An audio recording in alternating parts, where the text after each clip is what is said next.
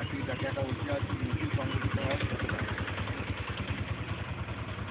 আমাদের ওয়ার্ডের একটা উল্লেখযোগ্য উপস্থিতি ছিল এবং ওই মিছিলে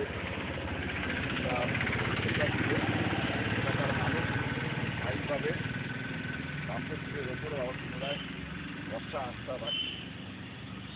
এর পাশাপাশি আজকে একটা বিকালে আর একটা কর্মসূচি আছে একই দিনে মহান অনুবাদ বিপ্লব বার্ষিকী উপলক্ষে সেখানে আমাদের রাজ্যের রাজ্য সম্পাদক মণ্ডলীর সদস্য আমাদের জেলা মণ্ডলীর সদস্য অন্যতম গুরুত্বপূর্ণ সদস্য পলাশ দাস আসবে এবং বিভিন্ন সাংস্কৃতিক অনুষ্ঠানে সংগঠিত হবে একত্রিত।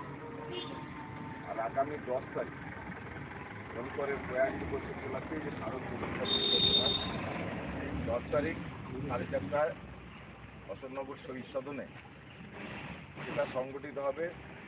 বক্তা থাকবেন রাজ্য সম্পাদক মণ্ডলীর অন্যতম সদস্য সুজন চক্রবর্তী।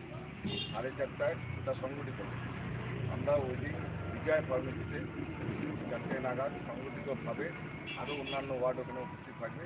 সংগঠিতভাবে সুসজ্জিতভাবে আমরা মিছিল সহকারে শহীদ সদনে যাব। এর একটা আমার কার্ড একটা আছে সেটার মধ্যে আছে সকালবেলা একটা প্রত্যেকটা অফিসে দায়িত্বপ্রাপ্ত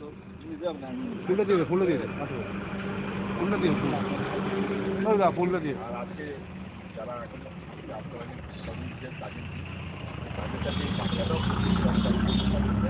যাতে 10 তারিখের শহীদ সদনের সভাটাও যাতে উঠকে পড়ে আমাদের বামপন্থী কর্মী সমস্ত বন্ধুরা যাতে হয় সেটা আমাদের সমস্ত মিলে লক্ষ্য রাখতে 10 তারিখ 4টের সময় বিজয় মোড়ে জমা ঠিক আছে।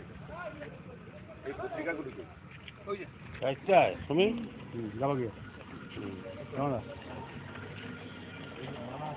মালা